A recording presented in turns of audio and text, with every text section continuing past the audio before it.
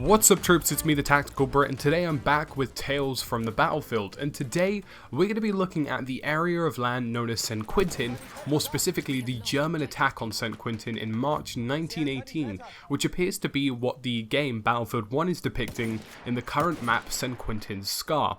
Now the land area of St. Quentin is actually incredibly interesting, mostly because it appears it's going to be featuring quite heavily in Battlefield 1. We have St. Quentin's Scar, which appears to be some of the villages which surround St. Quentin, and St. Quentin itself is a rather large town. We also have the canal map in Battlefield 1, which appears to be St. Quentin's Canal, although that has not been confirmed yet. And we also have Mont St. Quentin, which also appears to feature in Battlefield 1, although again, we cannot make a direct distinction on these maps unless they're actually named after St. Quentin themselves, but it does seem very similar in terms of the colour scheme, in terms of the landscape, and in terms of the general area that Battlefield's trying to depict. So it appears that this entire area, formerly known as St. Quentin, may actually feature quite heavily in Battlefield 1. But specifically St. Quentin's Scar, this is the one map which is actually named after the area itself, and it features the Germans versus the British forces, which is what we've come to see in the Battlefield 1 Alpha. And on March 1918, there was a German attack on St. Quentin, which is known as one of the deadliest attacks they made in the attempt to break through to the British Channel. And today, that's exactly what we're going to be talking about. In the winter of 1917 and into 1918, the priority of British troops was to repair roads, construct supply lines, and generally bolster the defensive position that they had built opposite the Hindenburg line. The Hindenburg line itself was an infamous tactical and defensive position by the Germans, which was built across the period of World War I. It was widely renowned as pretty much a fortress and consisted of steel, concrete, iron, barbed wire, plenty of machine guns, and was known widely as one of the most challenging positions for the Allies to advance further towards Germany through France. Prior to late 1917 and early 1918, the position of the Germans was relatively stressed.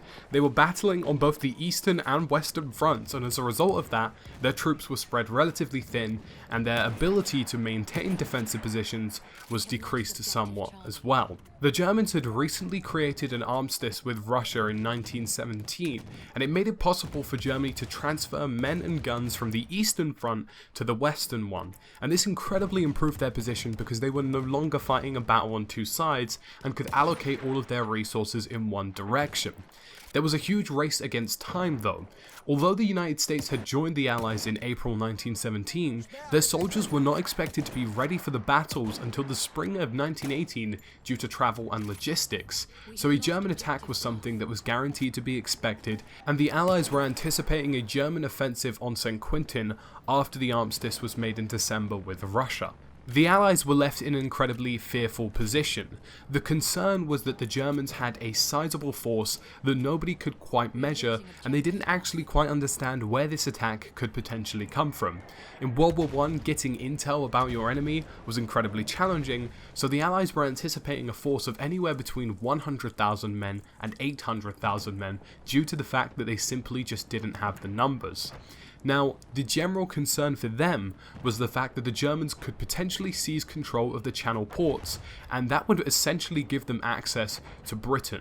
By no means could the British forces or the Allied forces as a whole allow this to happen, because once that had happened, it was very much likely that the war would be over very swiftly, and Britain would lose the ability to battle in France and push the Germans back. The only way to defend against such an attack was to take troops from the south and move them up to the Channel.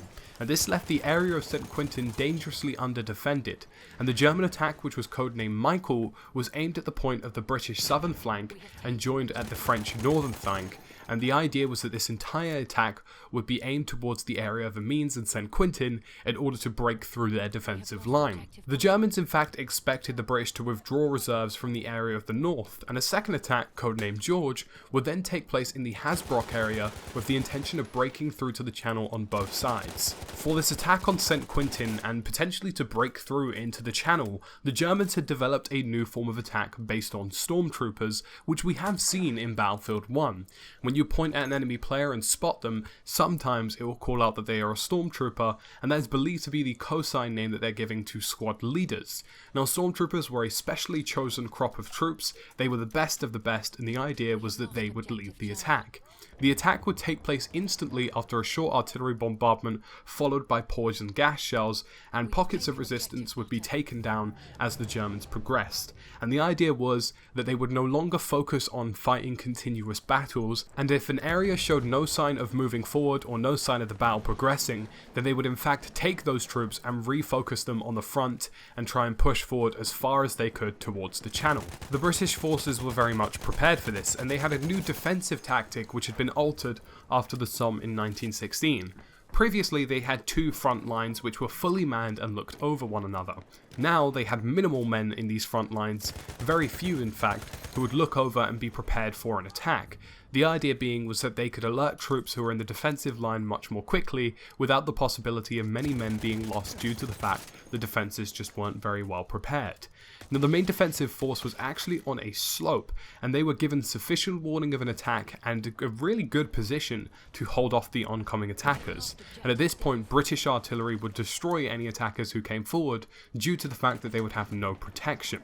Further back, a defensive line covered the Somme crossings, and over 350 bridges had been mined and ready to blow.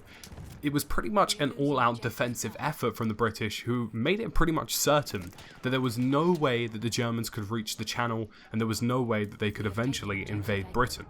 Now, the Germans actually managed to get 500,000 men overnight ready to attack a British force of 200,000 defenders, so the odds were very much not in their favour. The Germans' attack to take down the British line and push towards the Channel would go straight through St. Quentin, and on the 21st of March 1918, the Germans fired 1.16 million shells over a 80-kilometre front in a 5-hour period, and these shells were both explosive and gas.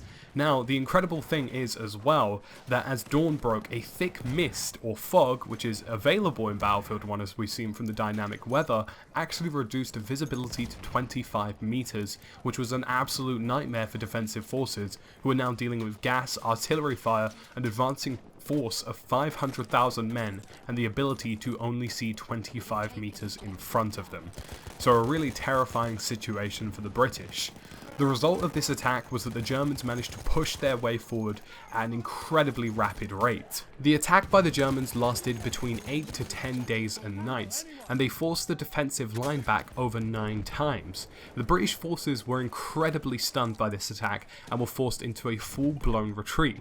They attempted to hold 8 different defensive positions after the first line was broken, and failed to hold 7 of them. The last line, which was defended just before the area of Amiens, was the last one that they managed to hold possibly until the United States troops could come in and defend their position and try and sort them out.